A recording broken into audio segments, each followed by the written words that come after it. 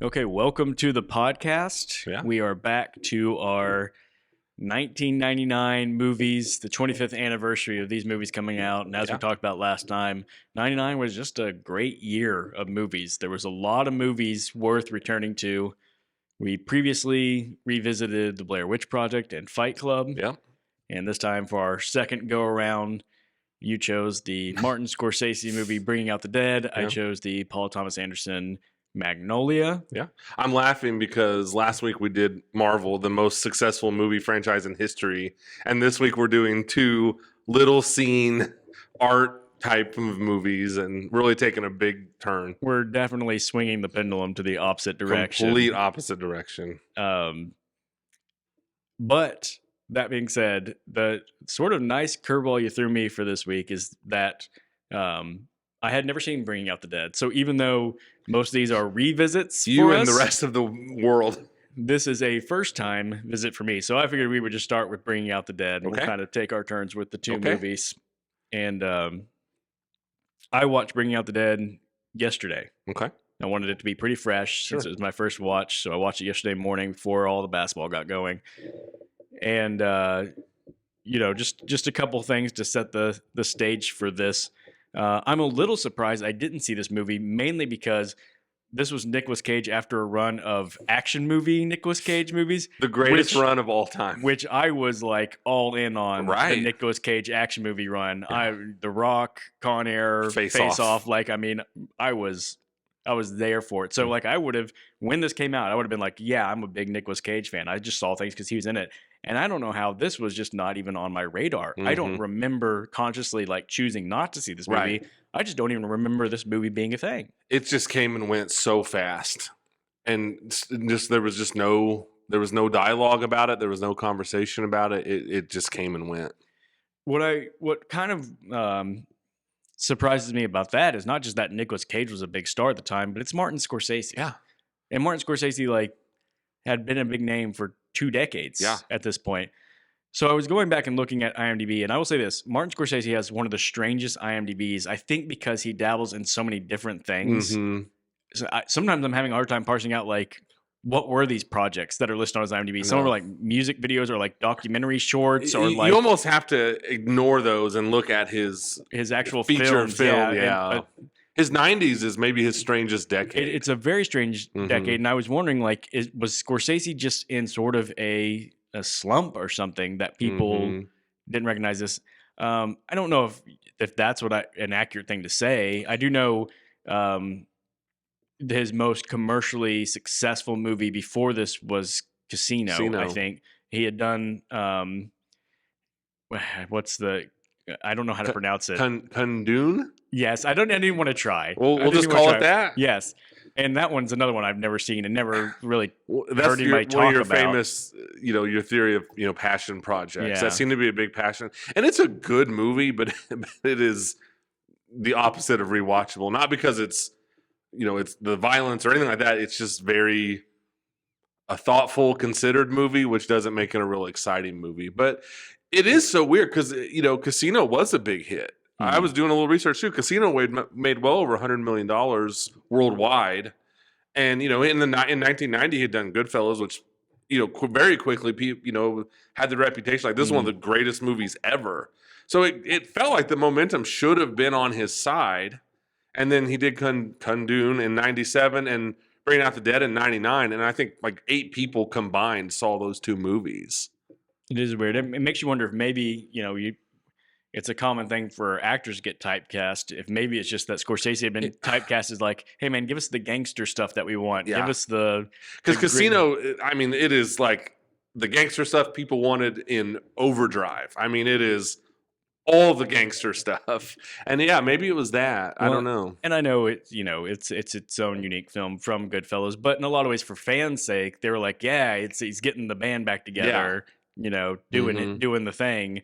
And then, when Marty tried to go off and do different things, I think it was sort of like a band that's popular and they put out a new album and everyone's going, I don't want this. No, give me the hits. Give me the ones that we know. But one thing that's interesting, though, is right after Bringing Out the Dead is when Scorsese just takes off as a box office draw because he starts working with DiCaprio. Yeah. And then it's like Gangs of New York, Aviator, Departed, and boom, boom, boom, leading all the way up to like Wolf of Wall Street, which I think is his highest grossing movie ever. So it's weird. It was like, you do the 97 and the 99 movies that are, just don't land at all with audiences. And then after that, he's off. And he's all of a sudden a box office draw. So one thing I'll note about that, though, is watching the movie, something that stood out was, now it had a $55 million budget. Mm-hmm. It worldwide made $16.7 million. I mean, that's brutal. That's a crushing loss. That's brutal. I'm almost a little surprised the budget was as high as $55 million, because one of the things I was thinking while watching it was, to me, other than like the actors and some of little bits of technology, maybe it looked and felt very much like his older movies. Yes. Like if you watch that and Taxi Driver back to back, it felt like it was shot the same way. And so I was going like this. I almost had to look up a couple times, like, this was a 99 movie, right? Because it feels like an 80s movie. It does. And even the way it's made and shot. Yep. And I think maybe that also contributed to its lack of success, because I think people, again, it's sort of an artistic choice, I think, to make it that sort of gritty and almost look like an independent film, even though it's got a $55 million budget. Because those movies you talked about on that run he had after that, Gangs of New York, Aviator, Departed, they look like big budget, big studio movies. $100 million movies, yeah. And I wonder if it's just that sort of grimy look that makes people go like, this is artsy or something and not for me. Very well could be. It's a mystery to me. I mean, I'm not surprised that it was, I'm not surprised that it didn't gross $200 million, but $16 million. I mean, that is a bomb. Yeah. I do think the other thing, though, is, again, I wasn't around for the original marketing, but I saw like a little bit of a preview when I was looking up like where to find it and stuff. And, the preview starts playing. And I remember seeing the preview and kind of thinking like, well, what is this movie? And I can see how it was probably a hard movie to advertise. I can. Because between the title and then there's like elements of the movie that you could see, it's not really a supernatural movie, but he has like some hallucinations and stuff that make you think like, okay, is this a ghost movie? Is this a ghost story? Is it a supernatural which it's not, but I could see why it'd be hard for people just going like, I don't know what this is. This is Scorsese doing some weird zombie movie or something. Absolutely. Yeah. And I do wonder, because like you said, Nick Cage is coming off this kind of epic run, if maybe they were counting on him being able to draw in a bigger audience. But, and like I said, even looking online this week, I couldn't really get that definitive answer of like, how did this movie make so little money? Yeah. I mean...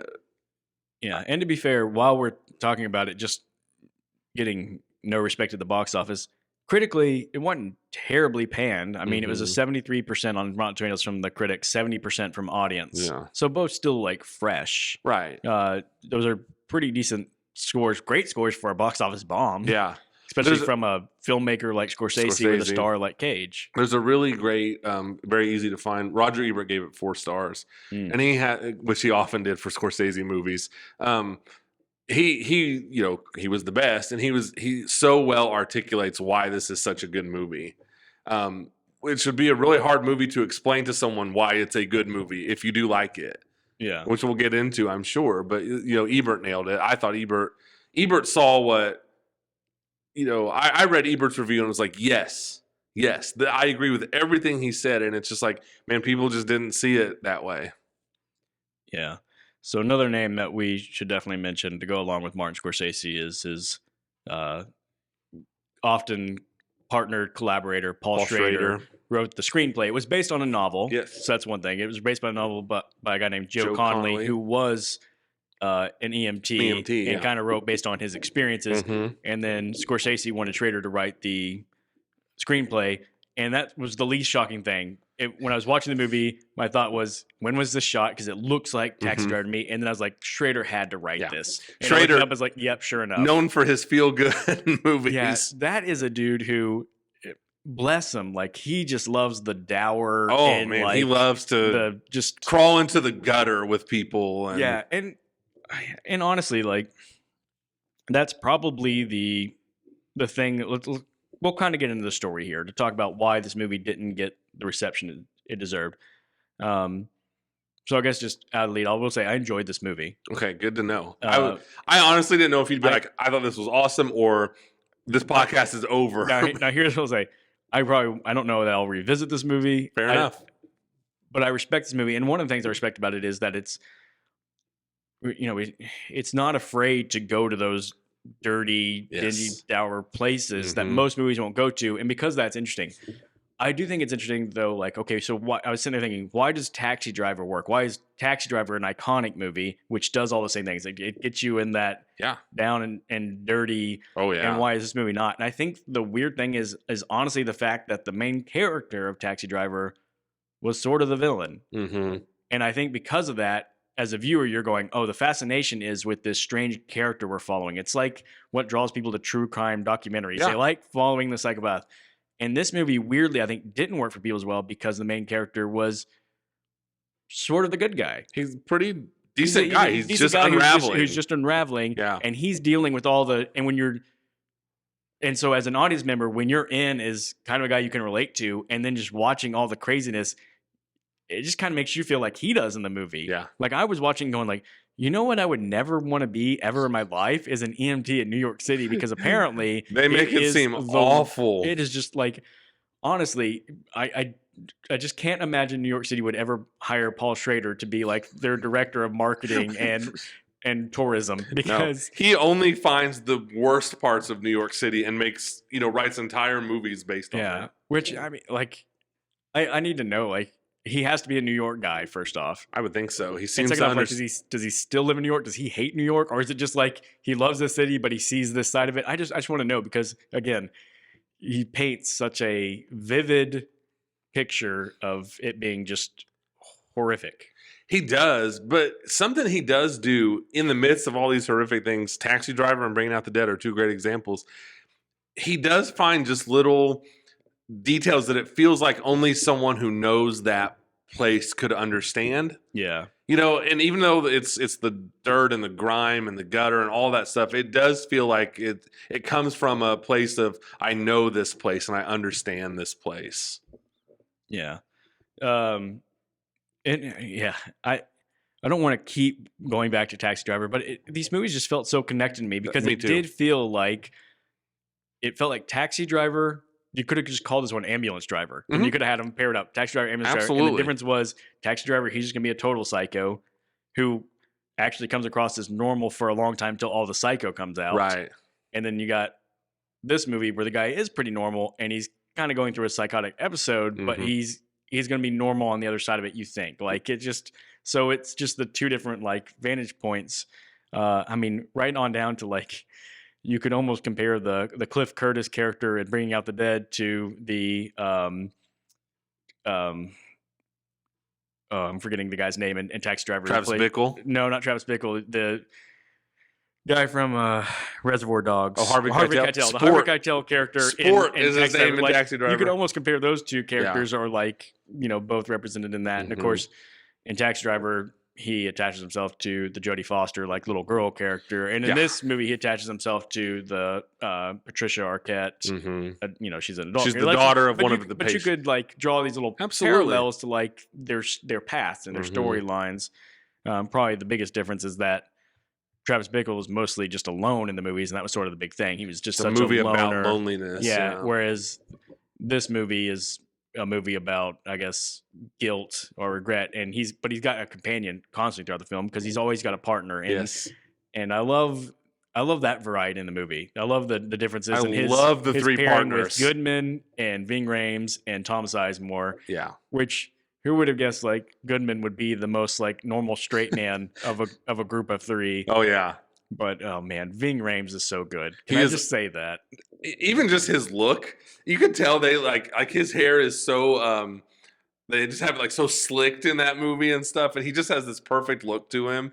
And the interplay between Cage and the three guys is incredible, and it's one of my favorite parts of that movie. It is, and then I mean, maybe my favorite scene in the movie. Well, I'm going to back up and say this: the movie's really funny. Yes. I don't know if like that is even like if I'm asked to classify the movie, I'm like I wouldn't call it a comedy, but man, I was like there was several scenes where I was like, this is just funny. And that probably goes back into what you're talking about. Maybe why it didn't land. What do you even classify this movie as? Yeah, it's because it's not obviously a straightforward comedy. It's not a horror movie. It's not a. It really doesn't even have a it's category. Just sort of a smattering of a lot of things. It is, and a lot of times that's what's so great is that you kind of like it's kind of like life. Like funny things happen, sad things weird happen, things happen, random things happen. But the scene, it is funny. The scene where they go to like what looks like I don't know, like a rave or something, and somebody has overdosed, and he's like, "You want to give him the Jesus message?" And so Ving Rhames is doing the prayer, and while he's injecting it with whatever's going to resuscitate him. Yep. I mean, that scene is lights out. And the guy's name? Do you remember what the guy's name is? What is the guy's name? Can I say it on here? Oh man, I'm trying to remember. Yeah, say it. It's I.B. Bangin'. I.B. Bangin'. That's right. And he's like, "What's his name?" I.B. Bangin'. What you mean I.B. Bangin'? He's like, "That's his name." And it just that kind of stuff is just hilarious. Well, and then the girl gives like a real name, and he Freddie, says, I think, or something like that. Well, she says something like Frederick or something, doesn't he? And he says Freddie, and she's like, "It's Frederick." So he just goes back to I.B. Bangin'. Like, I'm not even going to mess with that. Like, he's more annoyed by the lack of ability to just shorten it. And they get a lot of humor too out of like how Cage and Ving Rhames just are so dismissive of these. They're like not teenagers, but very young adults, and they're painted up, and it, like you said, it's like a rave, and they're just like, I don't have any time for you guys. Yeah, it's weird what they find humor in that movie.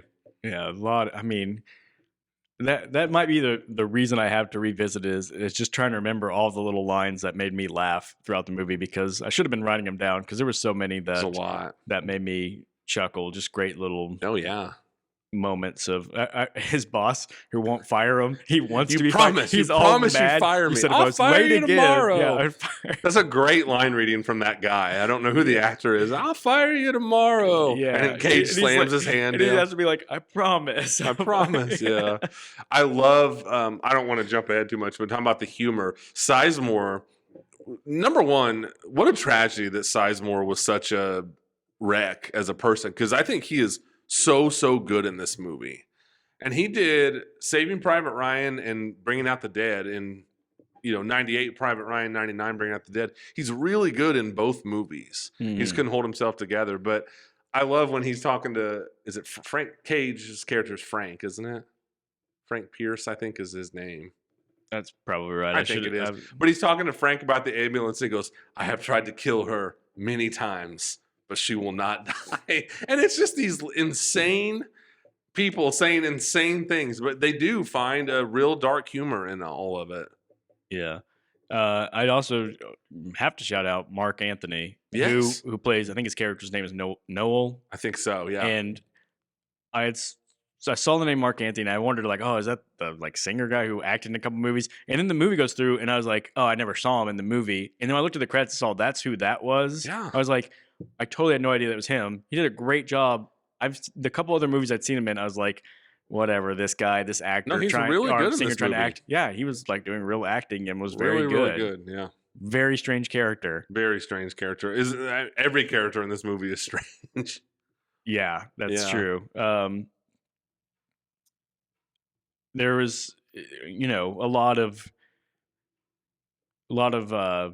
Scorsese shots in the movie that, like, I mean, the most obvious one that I'm just gonna obviously think of is just the times the car goes by and he flips the camera upside down, and it goes up and over and back around. Yeah.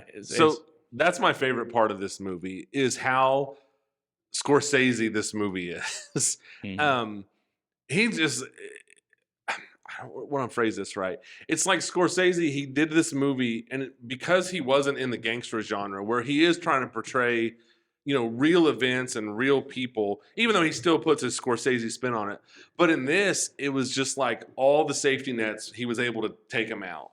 And he is so willing to do crazy cuts and edits, and the way he combines music with what's going on. Like, I love the musical choices he makes when they're driving the ambulance. That shot where it flips. The way the scene looks when the the drug dealer, is it Cy or Cyrus or something? Cy. He's like impaled on that fence and he's hanging there and there's fireworks going off. It's just incredible to me what Scorsese does. And, I referenced that Ebert review and he talks a lot about that, where he just talks about how Scorsese just never is on autopilot. He never just coasts. Like, I'm Scorsese. I've been doing, I've made Goodfellas. I've made Taxi Driver. I've made Raging Bull. It's time to just coast. He doesn't. And even though this movie didn't work, it's not because Scorsese didn't put 1,000% into it. Mm-hmm. And it's baffling to me that people didn't see that and appreciate that in the moment. And this is a movie that I was really hoping, it'd be one of those like 15 years later, people go back and go, we were wrong. And this movie's incredible. And it doesn't seem like that's happened. Yeah. Like it still feels like a forgotten movie. Like I said, I've totally missed that it came out. Yeah. And there was never a point where people were like, yeah, you haven't seen that. You were the first person in my life to be like, Bringing Out the Dead, you should see it. Dude, so I saw it in the theater and I was like, I loved this movie. I was so focused in on this movie. And I got out of the movie and I felt like Tom Hanks in Castaway, where I was just on this island by myself. It's like, is there anyone here I can talk to about this movie? And the answer was no. And I even remember at the time, like, I convinced a couple of my friends to go see it. Not with me, but they went to see it. And then the next time I saw them, they were like, we hate you. Because that was the stupidest movie I've ever, they hated it. They did not like it at all. And I just, for years, kind of felt like I had to just keep that movie to myself because nobody else had seen it. Yeah.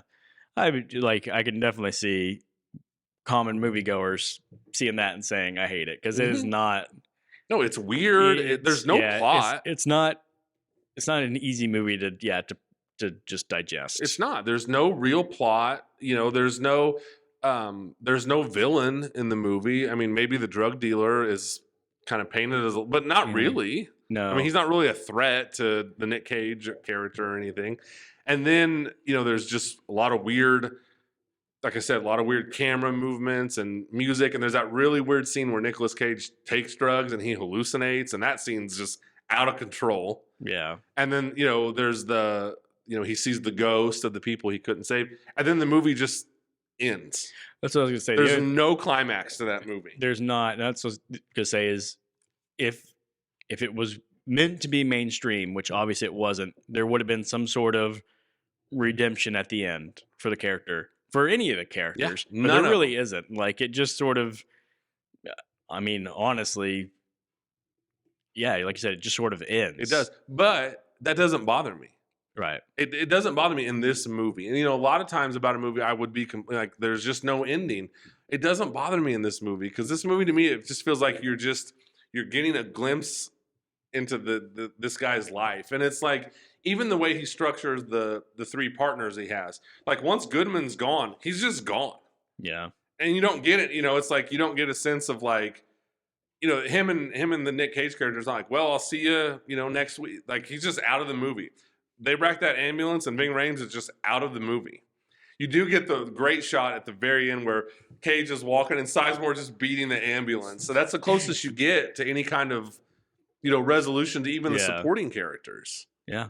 So it's a very unconventional movie.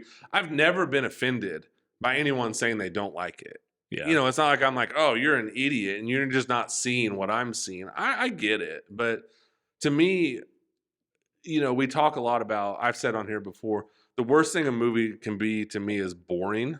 Mm-hmm. And this is the complete opposite of boring. This movie is alive and the shots are alive and they take chances and they're not afraid to be weird and they're not afraid to push all conventional storytelling aside. And, it just is like, man, this is what I want out of a movie. Not literally like the structure of Bringing Out the Dead, but I just want directors and actors to just go for it. Yeah, I like not knowing what was going to happen in the movie at really any point. I mean, nobody can tell you like, oh, I knew that was going to happen. There's no way. No, yeah, it was. So I always enjoy that. I think Cage was really good on this. I was looking forward. I was like, because I don't know. The timeline is muffled in my head now. I'm like, when did we really lose Cage? When did Cage really because it's like become a caricature of Cage? 95, he wins the Oscar for Leaving Las Vegas. 96 is The Rock. 97 is Con Air. 98 is Face Off. Yeah. So you have to think a little bit. I guess it'd be a couple years after that. Yeah. And, we laugh and kind of look at like a movie like Face Off and we're like, we were seeing the signs. The clues were there. He was telling us that it was coming. Yeah. And this movie, I think was still really good Cage. He got to show a little eccentric Cage. Like the more he becomes unraveled as a character in the movie, but it really it played perfectly. I was like, Cage was great for this role. And you think about how hard it would be where it's like, okay, here's the character. You're just losing your mind. Yeah. And, now that we know Nicolas Cage as we do, you look back and you're like, it probably speaks to maybe Scorsese that they were able to keep him, it's like you're unhinged, but we're going to keep it inside of this box. It does make me wonder because I'm always fascinated by how movies are shot, usually out of sequence. And I'm like, a movie like this where you're slowly losing your mind, how as an actor could you do it any other way than in sequence? Like, do they have to jump? Sometimes they have to be like, okay, Cage, this is later in the movie when you're off your rocker. And the next scene we're going to shoot is towards the beginning where you've got to be sane. Yep. And it's like, if you've got to do that, then kudos to an actor because... and kudos to him for striking that balance of like, you definitely see that, man, this guy's really losing his marbles, but he lets you see that side of him. We're like, but I feel like this is a good guy. And he truly does just want to help people. Yeah. So he does a really good job of both. And like I said, I think the three Sizemore, Rames, and Goodman are amazing in it. Yeah. Yeah. I'm going to say now, though, I do think there was one weak link in the film. Arquette? I don't think she was good. She's not interesting, really. Yeah. Yeah. I don't know. The whole time I was watching her, I was going, not like, is she good? I was just like, is she okay or is she bad? And I just kept like analyzing it. And like the fact that I even had to keep thinking about it, I was like, I guess she's just bad because when somebody's good or even decent, like I don't think about it. And I just kept thinking about it. She just had weird, the way she delivered lines just never sounded natural to me. It never sounded like a human speaking. It almost seems to me, it's like, not trying to take shots at her, but she seems like a pretty strange person in real life. Yeah. And it kind of came out. And I think her and Cage were married. They were married at the time. I learned that from the trivia. I didn't know it when I was watching. When I went back and looked after it, I was like, oh, that's interesting. Especially because I didn't watch it go like, man, those two, natural chemistry. Right. And it's a shame because I think, to me, I want to be in that ambulance with Cage and his partners, but you do probably need a break from that. And so the idea of like, again, going back to like your Taxi Driver thing where it's like Cage is he's just lonely and he's unraveling, and for him to find someone who understands and accepts that about him, I think there was something there. But I mean, I'll agree with you. It's a weak link of the film to me. Yeah, like I can imagine the film being a lot stronger if there was just a stronger performance there. Fair enough. Yeah. But overall, yeah, like weird movie, I strange movie, but it's like, again, I'll go back to, it's just going to stick with me for a while because it's just so wild. It's wild. Did you like the music choices in it and the way? Yeah. Just, kind of a Scorsese thing he does, but I just thought it was really well done in this movie. I got to point out the guy who plays the security officer at the hospital. Yeah. Who always has his sunglasses on. And his thread is always, don't make me take my sunglasses off. Yep. And I just thought, this guy, look at him doing the Tom Hardy thing before Tom Hardy. I'm going to play this entire part. You're never going to see my eyes. I'm going to be in sunglasses the whole time. And another good example of what you're talking about, where it's like they just find some humor and just the weird. And I do love the idea of like, they run with a little bit of he couldn't save this one girl. I think Rose is her name, and I thought that was well done, not overdone, but well done. Yeah, sees her face everywhere. Sees her face, and I love when he's having that hallucination where he's pulling the people out of the ground. Because you see, a little bit of special effects. I get, it's a little bit of a break from the Scorsese norm. Yeah, where you're seeing him kind of pull the ghost of people who have died up out of the ground. I thought that was really cool. I did read. I kind of want to go back and watch the scene again because after reading trivia about it, that the scene where he dreams back to what actually happened with Rose, or the way he's seeing it at least, they shot it acting it out in reverse so that it had a dreamlike feel when they played it forward. And I'm that's like, why Scorsese is the best. That's so wild, but I want to watch it now and see, knowing that. That's just like, why Scorsese is the best. He's got some tricks. He's got some tricks, and he's so good at using the tricks, but not in a way where you feel like you're just being. It's like, man, they had nothing here, so they're just doing tricks. Yeah. You know, they're just doing tricks just to distract me from the fact that they got nothing here. He's just so good. And, you know, it doesn't really bother me that this movie didn't land because, you know, Scorsese's revered by everybody. And, you know, he got his Oscar for Departed and his movie started to make money. So it doesn't bother me, but I just think like, man, you know, when you say that number out loud, $16 million. I mean, to say this movie didn't land is a major understatement, and that's just too bad because I think, you know, like I said, when you know so many movies, you forget them the second the credits start rolling. This is a movie whether you think it's an all-timer or really good or you didn't understand it at all. I don't think it's a movie you could just dismiss and be like, you know, whatever. I mean, like I said, this movie is it's just. I did see in the trivia that the original, I can't remember which person originally, I think it said Paul Schrader originally wanted Ed Norton for the lead role. And I thought, boy, right around that time, it does feel like a very, I mean, it felt very cagey watching it, but I was like, I could also see Edward. I bet he could have pulled it off. And it just made me think, like, I wonder if, just thinking about the fact that this came out around the same time as like a Fight Club. I think they came out around the same time. I think you're right. Because I think Bring Out the Dead's like an October movie. And just talking about what I was talking about, like Fight Club looked very, very modern in '99. It looked like, and like I was saying, this one feeling like a throwback, like looking '80s and stuff. And they're both kind of about a man unraveling and sort of dirty, dingy circumstances. And I just wonder if like everyone goes, let's just pick one over the other, and maybe that's it could be, and it probably does just speak to how crowded '99 was with good movies, where something like this could just kind of get forgotten about because we were already looking ahead. Next weekend such and such comes out, and this is maybe just an example of a movie just getting buried under a lot of other really good or popular movies that year. Yeah. Well, any thoughts you want to add before we? No, I'm just really glad that you watched this. I'm glad that you didn't hate it. Because like I said, I could understand someone's reaction of just like, I did not like that movie at all.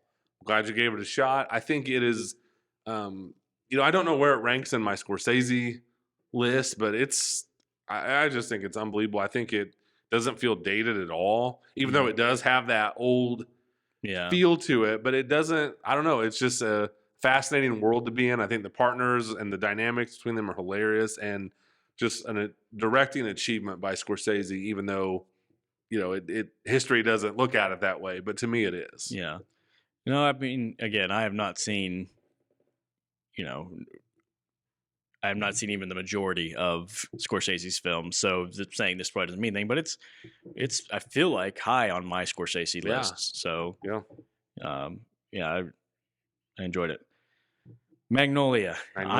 This is one I was kind of afraid to pick because, you saying like you were hoping that I would like Bring Out the Dead, not dislike it. I was hoping I would like Magnolia. Yeah. Because like I said, I watched it when it first came out, or like when it first came on video. You didn't see it in the theater? I didn't. Yeah. I watched it in a college dorm room. Somebody else had rented it and said like, hey, I heard this movie's really good. So a group of us sat around and watched it. I had no idea what it was or was about. Didn't know who Paul Thomas Anderson was when I was watching it. I was just like, so you kind of missed all the Boogie Nights. I did. Okay. Yeah. So this would be the first Paul Thomas Anderson movie I saw. Again, didn't know when I was watching it that it's a PTA movie. Right. I'd won like, written and directed by Paul Thomas Anderson, meant nothing to me. We get into the movie and I'm like, this is a strange movie, but it's different. And again, remember thinking that it really had sucked me in and was compelling and it was good. So as I'm watching it, when it started this time around, I was like, oh man, what have I gotten myself into? To be honest, like at first I was like,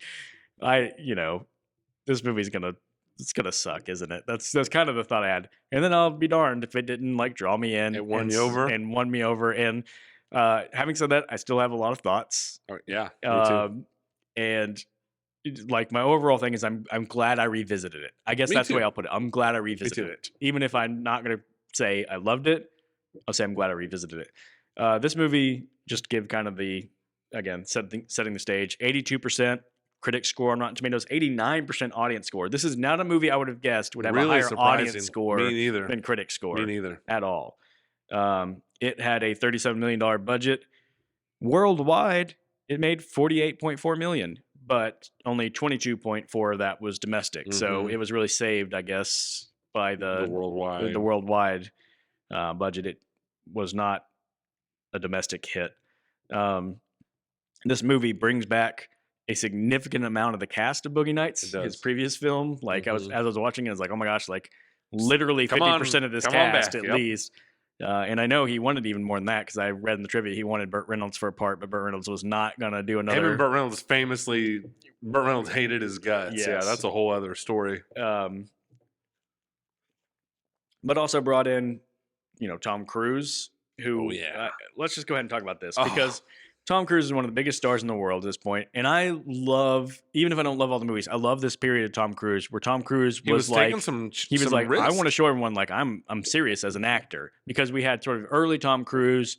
He was just sort of a sensation, always playing like the young hot shot, whatever. Top Gun, Days of Thunder, Cocktail. Exactly. And he was so good at it, but like that was sort of a shtick. And then early 90s, he starts getting into some more serious fare. He does Rain Man. He does A Few Good Men, things like that. 4th of July. But they're still like likable characters. Like he's still playing that good guy, the hero. Like he's Tom Cruise. Yeah. Jerry Maguire's the epitome of a Tom Cruise, like being Tom Cruisey. And then he's like, I'm going to start working with interesting filmmakers, and I'm going to let myself do weird things. So he does Eyes Wide Shut with Kubrick, and I think in the same year. Is Eyes Wide Shut 99? Or is it 2000? It's whatever it was. I'm pretty sure they were filming that forever. And then it was being 2 years. Edited forever. So I think he filmed Eyes Wide Shut before Magnolia, I think. I need to check on that. I feel like they may have come out the same year, which is wild. Came out around the same time. Yeah. But anyways, I remember when Tom Cruise came on the screen, and I was like, I can't believe Tom Cruise is playing this part. This dude is insane. What an insane character. Okay, dude. So if you haven't seen the movie, he's playing a pickup artist, basically. Like, exactly what that sounds like. Somebody who teaches other guys in seminars how to pick up women. And he is just, the things he says are like, it's one of those unreal. I was like, thank goodness I didn't watch this with my parents type things, because it will make you uncomfortable. Real quickly. Yeah, how he talks. He is so good in this movie. So good. It's a tragedy that he did not win the Oscar, the Best Supporting Actor. He was nominated. Well, I was about to say, I should have looked that up. I did. And it was a good category. Michael Caine won for the Cider House Rules, which is so Oscars, is it not? It is. And it's like Cruise. I can't remember now, so I'm not even going to try. But I'm going to Google it. Go ahead. I'll talk for a minute. I read all 5 nominees, and I was like, okay, these are all good. It's insane to me that Cruise didn't win. He is so good at playing the sleazy, just like you said, the pickup artist. From the second he walks on screen, even his hairdo is hilarious. Like, I guess it was intended to be that way, but he is so good in this movie. Did you find it? I did. So the nominees, as you said, Michael Caine won for The Cider House Rules. Tom Cruise is nominated for Magnolia. Michael Clark Duncan for The Green Mile. Jude Law for The Town of Mr. Ripley, and Haley Joel Osment for The Sixth Sense. That's not bad. 4 options that all would have been better than Michael Caine in The Cider House Rules. Yeah.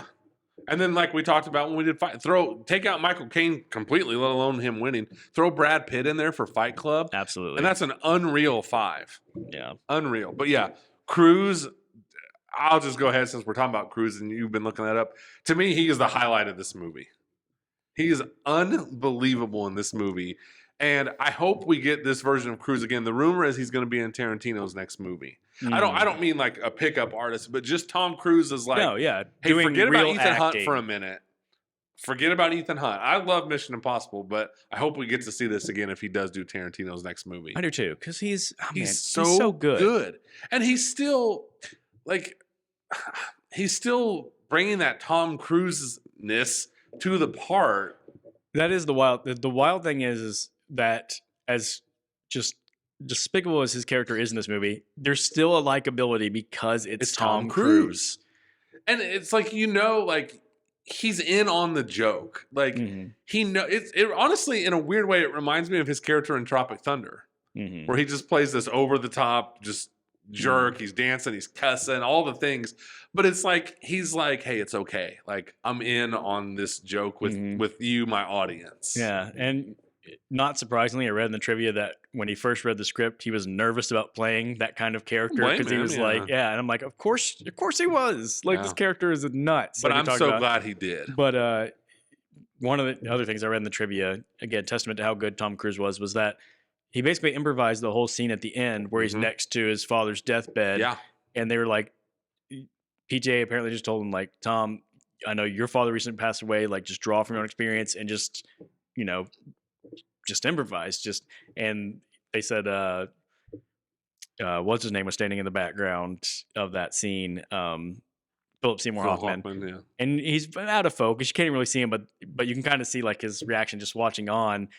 And they said all his reaction was real because he didn't know what Tom Cruise was going to do. And he's just reacting to Tom Cruise like Tom Cruise really getting emotional and crying and shouting. And I mean, I've never seen the Cider House Rules. I never will see the Cider House Rules. But show me the scene in which Michael Caine is better than Tom Cruise is in that scene of Magnolia. Again, with you, never seen Cider House Rules. Give Michael Caine an Oscar for the freaking Dark Knight before you give it to him for Cider House Rules, because who cares about the Cider House Rules? Oh my gosh. I know. It's a shame because, realistically, unless he does do this new Tarantino movie, that may have been Cruise's last chance to, or one of his very few chances to win an Oscar. And I think he deserves one. He's just I had a smile on my face the whole time he was on screen in Magnolia, even though, like you said, he's just playing the sleaziest of sleazeballs. Yeah. Okay, we have to talk about one thing with Cruise. As you mentioned, smile on your face. This movie, more than any movie I've seen with him before, was really noticeable that his teeth are super out of line. Yes. He has a tooth right in the middle of his smile. But he's since got him. He had braces. Is that what happened? Because I was like, I don't remember seeing that in more recent movies, but like, man. Yeah. Woo, that guy's got a tooth right in the middle of his smile. So I went down the rabbit hole and I saw a YouTube video and he was being interviewed for a different movie and he had braces. Huh. And I was like, he got his teeth fixed. Good for him. Good for him. I mean, probably not a big dent out of his checkbook to go get some braces. So. No. Yeah. So Tom Cruise, really good in the movie. But we can go down the line. A lot of people were just really good in this movie. Except for one. Ooh, who was the one? Julianne Moore. I really like Julianne Moore. Rewatching this, I did not like her stuff at all in this movie. Okay. I'm with you. I don't know. Is it Julianne Moore or is it just that her character is so crazy and maddening to even watch? Like every time she's on screen, I was like, I hate this lady. Just get her off the screen. And maybe that does play into it, but I think some of her line deliveries are bad. Don't you call me lady? Yeah. I come in here. I give these things to you. It's just, it feels really off. And again, it could just be her, but I kind of felt like it was what it was supposed to be. Like she's not supposed to be someone who tells someone off neatly because she's kind of crazy, and so like as she's trying to tell someone off, it just doesn't come out right. It's uncomfortable. It's awkward. It's like we just talked about, like with the Scorsese movies, where Cage or De Niro in Taxi Driver, they do a really good job of playing crazy and unhinged. I feel like this is what happens when someone doesn't do a good job of playing crazy and unhinged. Yeah, and her stuff just didn't work at all for me in this movie. So big picture with this movie, the couple points I wanted to make was one, it's really propulsive. And what I mean by that is like it's got a whole lot of interweaving storylines. I think it's like 10 main characters whose lives are all kind of interwoven in some way. And it does a great job of the way it edits and skips between them. It does. And it really feels like things are happening at a rapid pace, even though not much really happens in the movie. But the way they cut it together and edit it and I guess film it, it just all feels like something's happening all the time. What throws you off about that is like halfway through the movie, it really feels like you're getting to the climax and it's still going and going and going. Yes. I was not, again, felt justified in my thought of like, man, this really went on too long. When I read that Paul Thomas Anderson's own critique of the film, looking back on it, he said too long. He said, I want to look up the exact quote he had because it's really good. But he essentially said it's too long. But I'm going to look up this exact quote because it was really funny. I'll talk for a second while you're looking. That was one thing I did read a lot, kind of in my research after watching the movie. Is anybody that was critical of the movie, or even people that liked the movie, I read a lot of overly long, just too long. For sure. Of course, this is one of those movies where there's 8,000 trivia so bits. many trivia. Okay, here he goes. In an interview with Mark Maron in 2015, Paul Thomas Anderson was asked if he had the opportunity to recut the film. He replied, "I'd slice that thing down. It's way too effing long. It's unmerciful how long it is." That's what he said. That's the line I wanted. It's unmerciful how long it is. And I was like, I wasn't even as harsh as he was about it. Right. I was just like, yeah, it probably is. It drags a little. It gets a little too long. But I think you nailed it though, because you feel like you're being pushed towards the climax of the movie, and it's like, nope, there's still 40 minutes or whatever. Yeah, I mean, really, like literally halfway into the movie, and I felt like every character was reaching their climax, but the climax takes an hour and a half to play out, and not every storyline is interesting. So that's the positive is I'm saying is how propulsive it is, and it wraps you up because it just feels like it's moving and going. The negative is this movie has all the subtlety. This is going to sound so harsh to both sides.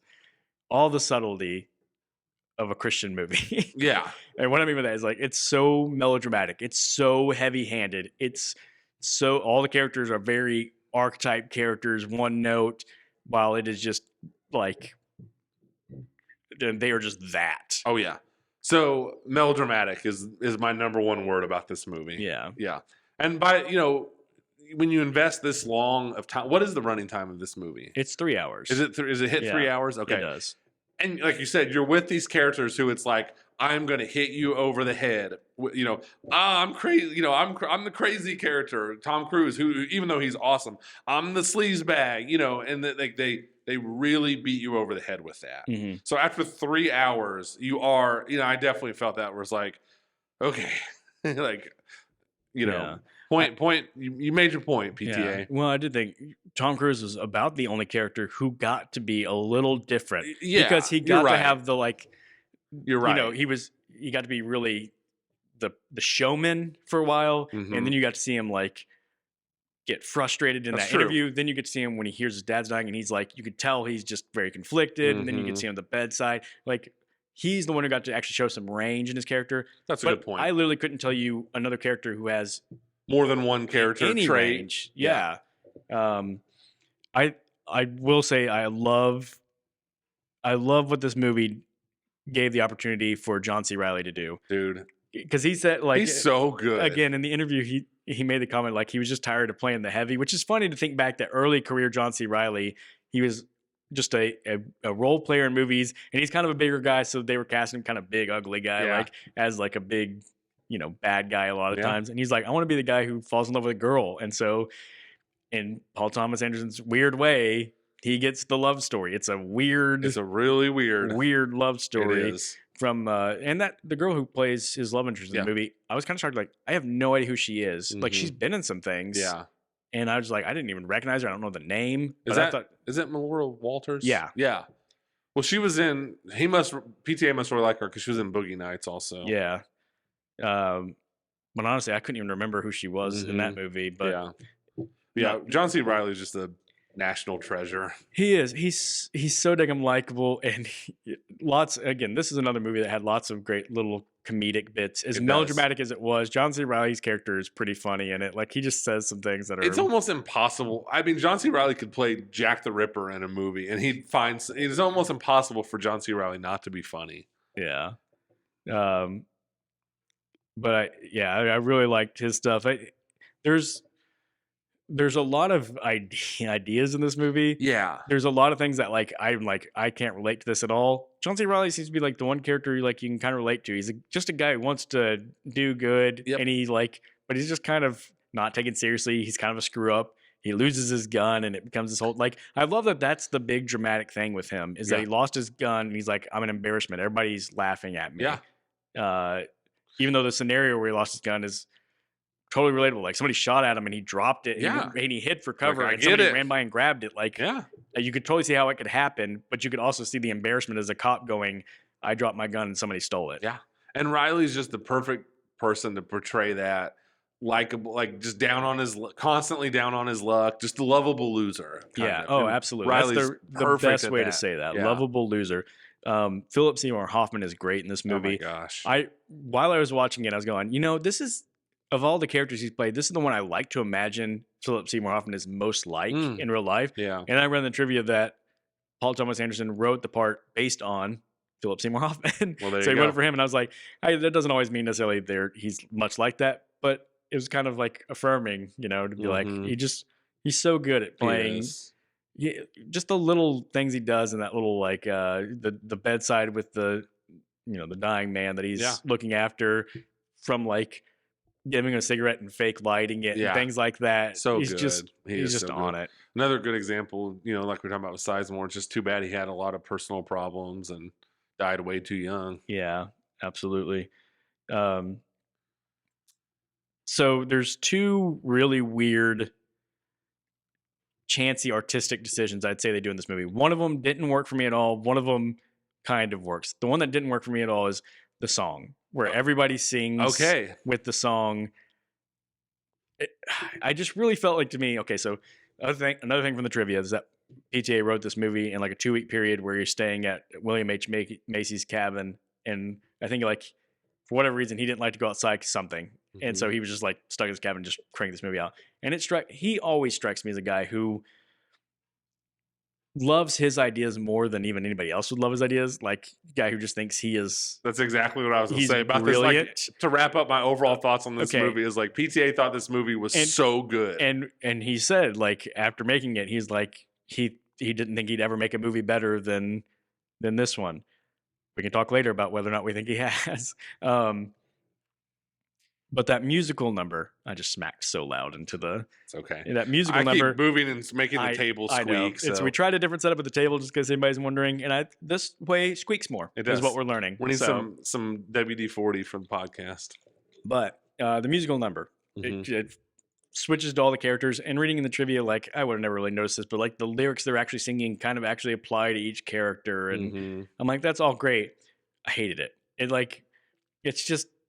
It's out of nowhere, and it's just kind of a way we can do whatever we want in a movie type thing. Yeah. And it just didn't fit for me. Like, when it happened, and I don't even know what point. It's one of those movies it's possible to tell how far you are into the movie. It's really hard to tell how far. It's 3 hours long, and it doesn't feel like a clear first, middle, third act. Not it at is all. Like the whole thing feels like one act. So that one didn't work for me. The other artistic choice, of course, is the frogs. Talk about it, yeah. The raining of frogs. So that's the one that didn't work at all for me. Why I say that sort of works for me is it's still super weird, but it's so weird, and at the end, it's almost like like the weirdness is almost the point.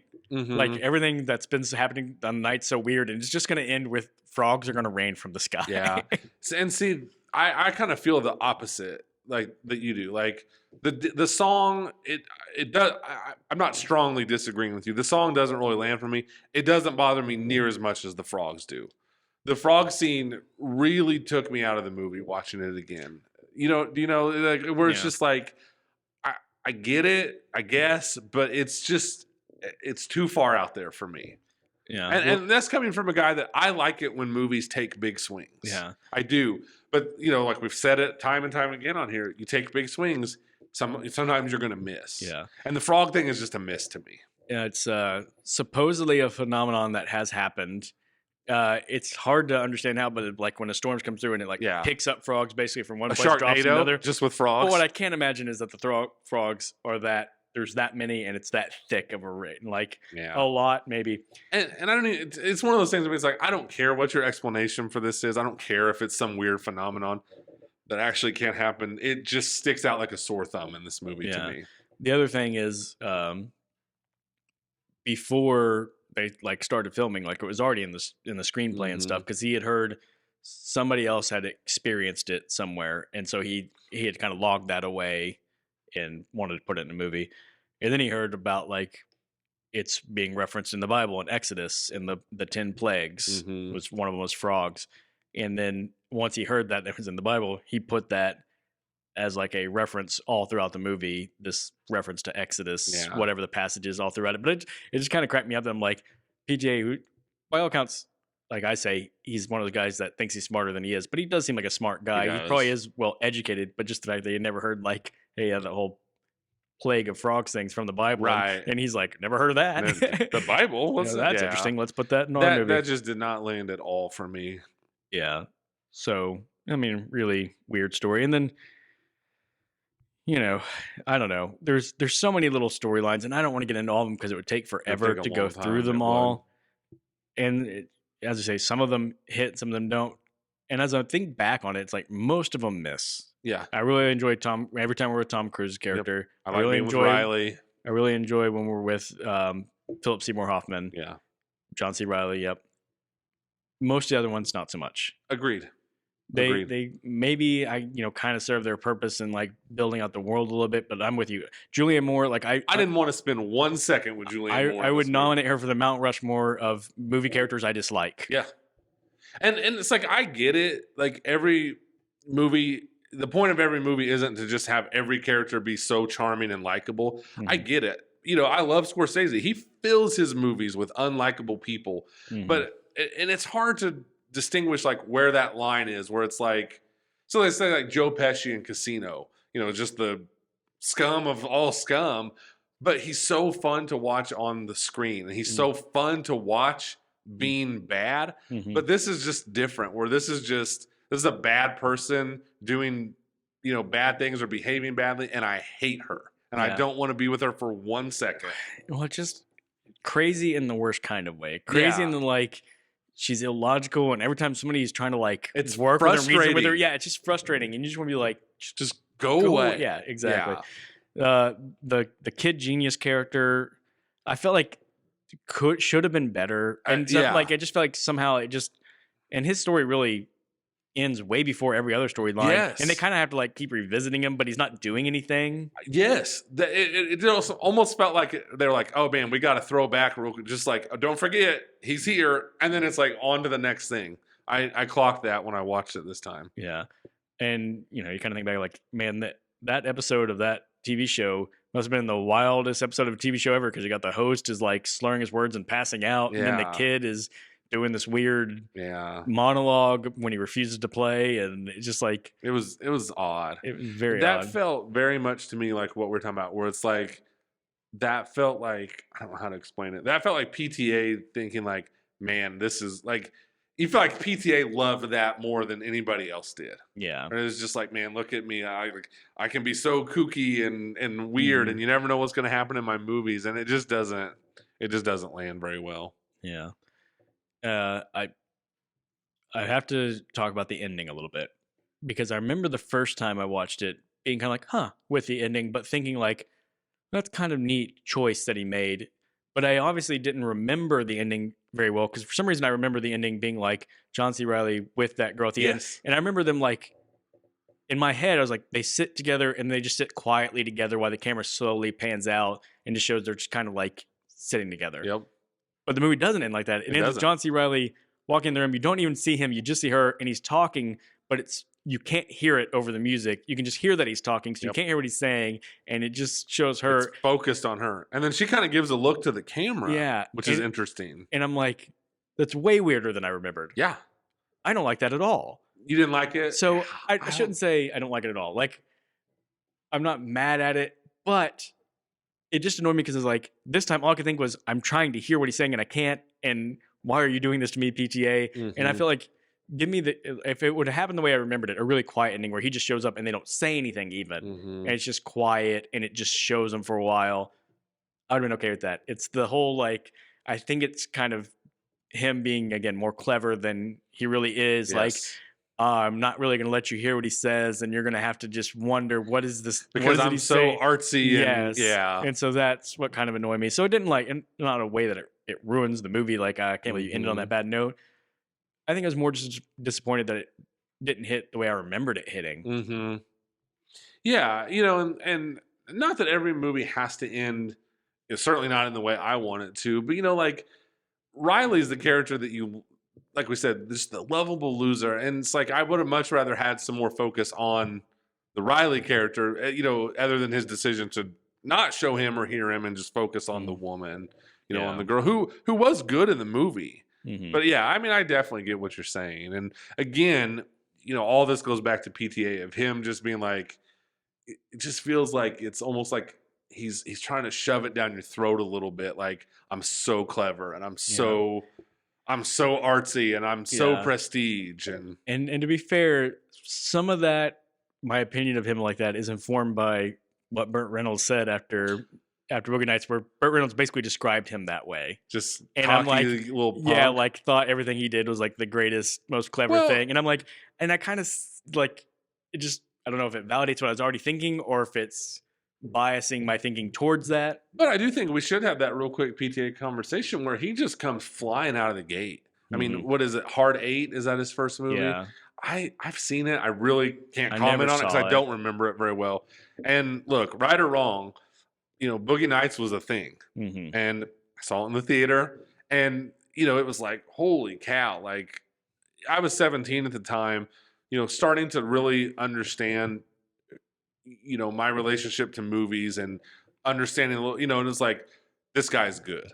The guy that, I didn't know the name Paul Thomas Anderson, but it was like, this guy is good. He's doing a lot of stuff. He's pulling this off.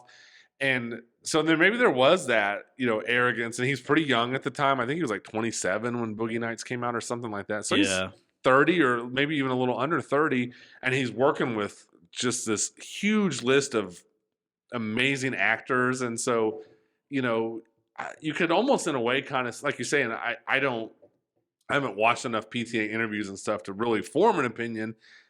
Other than, you watch his movies and they do give off that vibe of, I don't know if arrogance is the right word, but young guy who is obviously talented, obviously he's intelligent, and was able to get really, really good actors to want to work with him.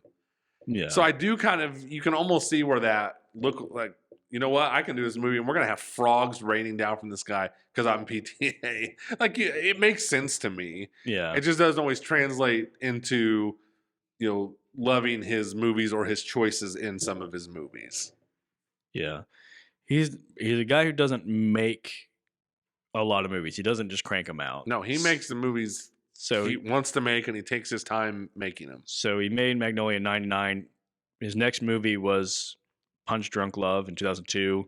His next one after that was There Will Be Blood in 2007. So, I mean, some real gaps. The Master in 2012. So he's taken like once every 5 years there for a little bit. What's the one him and Daniel Day-Lewis did where Daniel Day-Lewis is like the seamstress? Or Phantom Thread. I hate that movie. I didn't watch it. I kept meaning to see it, and I was like, I just can't get myself that movie excited is to see so it. dull. Because I'm gonna be honest. I didn't like There Will Be Blood. I think it's an amazing performance in a bad movie. I almost just said that's a hot take, but I don't really think it is. You're right. I mean, and you go back and you read about There Will Be Blood, and people like one of the greatest films of the century. Mm-hmm. I don't see it that way. No, it's story-wise, it's a really like meandering, like kind of aimless movie that if it didn't have this incredible performance at the center of it, would be nothing. Mm-hmm. I don't like The Master. I know a lot of people like The Master. I like it. Just talk about a movie that felt like a grind to get through. Yeah, I think we should park here for a second and talk about some of this. Where, like, I don't know, Scorsese, go back to Scorsese, or someone like Nolan or someone, directors who tackle big stuff, but still manage to find a way to put some entertainment in there or something. Whereas PTA, it's just like he has these really weighty, heavy movies, and he's not interested at all in entertain. Especially later in his career, like Boogie Nights, very much is, there's humor and it's looking at this taboo subject, and it does seem like he cared a little bit maybe about engaging the audience with it. But like Phantom Thread or The Master or some of these movies, it just feels like it's like, are you intentionally trying to isolate your audience? Because there's nothing enjoyable about watching these movies. Yeah. What I really get the impression of with a movie like The Master, which of course I know everyone knows is sort of him doing a take on Scientology. Mm-hmm. It's him being from his sort of high horse of how smart he is, looking down at people who are like he finds interesting in how like foolish they are, and I'm going to make a movie about it that shows how smart I am while showing how like foolish they are. But he doesn't really understand those people or relate to those people or care about those people. So like his movie's just very cold and condescending. Condescending is a great word. I was gonna say pompous or arrogant or something. Yeah. Yeah, it's funny. You know, we've talked before on here about some of our favorite directors, and he's never come up. You know, and to a lot of people, he is, you know, he's held in such a high regard. For the most part, I just don't enjoy his movies. Yeah. Even 2021's Licorice Pizza. Still don't understand the name, but I don't either. That's a movie that I watched and I was like, no, man, there's just I just don't get the appeal. Like he's again, it's a movie that reeked of he's got a lot of ideas and he thought all of his ideas were the best ever. Were great. Yeah. Yeah. Yeah. You know, and like Bradley Cooper shows up in Licorice Pizza and he's really good. Yeah. You know, good performances aren't his problem. I would say, I guess that's the thing. We got to at least give him credit for, he gets great performances out of it. He does. And the films look good. It's just the stories are always so blah and dark. And it's like, dude, go outside and get some sunshine. Buy a puppy. Do something to bring some joy into your life so that translates a little bit into your movies. Well, and maybe that's just telling again, like Licorice Pizza, I think was his attempt at like being brighter and more happy and like a fun movie. And I'm like, this just goes to show like Paul Thomas Anderson, probably not a fun hang. I don't think he and I would get along hanging out together because what he finds entertaining is clearly not what I find. And it's really funny because he's married to, or he's been with Maya Rudolph for like 20 years. Is that true? I didn't know. They have like 4 kids together. And it's like she's, you know, known for her comedy and SNL and Bridesmaids and stuff. And he seems like he's never cracked a joke or laughed at a joke a day in his life. You know, or if you tried to tell him a joke, he would just tell you how stupid you are and how immature your joke was. And then he would tell you what he thought was a much more sophisticated joke. Yeah. Nothing about him seems fun. And, you know, that bleeds into his movies, it feels like. Yeah. So that's why I go back and, you know, when he said, I don't think I'll ever make a movie better than Magnolia, I go, you know what? Magnolia might be my favorite PTA movie. Yeah. Like, it's a low bar, though. It is. Yeah. I mean, who's ever going to be like, man, The Master? I just love to pop The Master in. And oh, man. What's crazy, I've listened to podcasts with people on it who will say like, oh, I love The Master. And I'm like, how? Like, I feel like when people say that, it's like people who say they love Jackson Pollock paintings. Like you don't really get it. You just want to sound like you do. And here's exactly the thing. You're exactly right. You know, it's like if you're someone like you and us, or you and I who love movies and we have this movie podcast and stuff, but I have no problem in admitting like, man, give me Mission Impossible. That's what I want to watch. I don't want to watch The Master. I don't want to watch Phantom Thread. But you're right. It's like sometimes, you know, a movie guy or someone with their nose up in the air a little bit about movies, it's almost like you're supposed to say, oh no, The Master. You just don't get it. You know, that's stupid that you would watch, you know, Mission Impossible. I'm going to watch The Master. And you're like, no. Like I'm not afraid of a deep, heavy, prestige, weighty movie at all. I love The Godfather. I love Taxi Driver. I love Raging Bull. That's not a fun hang. But it's an unbelievable achievement. But these PTA movies, they just, I don't know. It's just like, come on, man. Like, I don't know if fun's the right word. That's probably not a good way to put it. But it's like, loosen up a little bit, dude.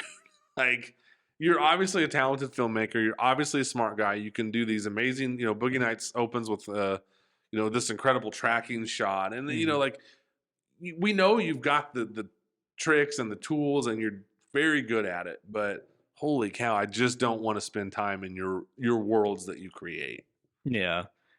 I would say he would benefit from doing what I always jokingly say I would like to see Leonardo DiCaprio do. It's like, dude, do a rom-com. Do a freaking Fast and Furious movie. Just because no one would expect it. Like, Paul Thomas Anderson directs Fast 11. Yeah. And be like, I bet you'll make it look great. Probably. And maybe it will actually be a fun movie. And maybe it will. Yeah. And it's like we sometimes like I've dumped on like how much I hate like the Transformers movies. So it's like that's the one extreme to me where just it's these mindless CGI fest. But the other extreme is, something like Phantom Thread where it's like, dude, you're trying so hard to be artsy and prestige. And it's miserable to sit and try and watch this movie. I'm begging for something interesting or exciting to happen. So that kind of just gives a glimpse into me. Like those are my two extremes. Yeah. I do think he's a guy who grew up like in the business. Like his dad was in the business. Yeah. And he's kind of always known it. And I think it's probably, there's an element, like I said, with The Master, where he's looking down at Scientologists. I think a movie like Phantom Thread, it's almost like, look at ordinary, boring life. Isn't it fascinating? And everyone who lives ordinary, boring life is like, no. Like, it's not fascinating, actually. No, right. I was reading, I don't remember, this week as I was watching Magnolia, I was reading or watching YouTube clips and stuff, and someone, not PTA, but someone, maybe one of the actors, I wish I could remember now, they made the comment about PTA being like socially awkward, and I was like, well, there's a real shocker. Yeah, least surprising. Least surprising news ever. Yeah. Yeah. So I don't mean to go off on a rant about him. I mean, like I said, the dude's obviously talented. He's obviously intelligent, and he gets great actors to be in his movies, and he gets great performances out of people. But his movies are a little bit of a drag. Actually, you go like Boogie Nights and Magnolia, and then after that is when it even gets like, you do those two movies, and you're like, man, like these are dark, tough watches, tough hangs. But it gets worse. Yeah. Like Boogie Nights, like I said, whatever you feel about it, at least it had that element of entertainment and kind of a wink to this era in the 70s where people had no self-awareness. And it's got some of that you could draw some laughs out of. Yeah. Yeah. I think we probably said enough about. We probably have. I'm sorry. I didn't mean to rant. I ranted as well. So, but I do, just to kind of put a bow on this, I do echo your feelings of I'm glad I rewatched this movie. I hadn't seen it probably since 1999. I really don't think I had. So I did enjoy watching it. It definitely has some great parts in it, but like we've talked about for a long time, maybe just not quite what PTA thought it was, but kudos to Cruise. I just want to say that one more time. He's awesome in this movie. That's the bright shining thing to come out of this movie is Cruise is awesome. He's awesome. And he's still awesome. But like we said, we really hope maybe in that Tarantino movie, like he gets to be, I'm a real actor. I'm going to show you I'm a real actor. I'm Academy Award worthy actor. I hope so. Yeah, maybe he'll get that recognition. I hope so. He deserves it. Yeah. All right. So next week, which will be I think it might technically be April by next Sunday. Is it? I don't remember. I don't even know. It'll be Easter. I do know that. So no, I think it is still May. What a great thing to bring up on the podcast. No, it is. It's March 30th. Is 31st. Okay. Sorry, it is the 31st next Sunday. So last day in March. Wow, all of that bumbling to say we're going to do sort of a March movies recap because I've seen several movies throughout the month of March that none of them would merit a solo podcast of just that movie. But I want to talk through them with you, and you've seen a few too. So. I have seen a few. Saw a really interesting movie last night that I'd love to have a few minutes to talk about next week. So so if you guys join us next week, we'll talk about a bunch of newer movies, not just 99 movies. I also want to say this real quick. The next time we revisit 1999, I made it a goal. I went through a list, and I wanted to do a fun 1999 movie. Yeah. Because after this week where it was like, we're pretty heavy, pretty weighty. So I don't know if you want me to tell yet or not, or if you want me to save it. We'll save it. But I did have that thought too. I was like, I want to have a little fun in 1999. I should have picked a little counterbalance. Of course, I didn't really know what to expect with Bringing Out the Dead when I said Magnolia. Right, it was like but we both went heavy. So we went heavy. So I'm going to go extremely light for the next 1999. All right. Sounds good. Well, we'll see everybody again next week. Next week, March 31st.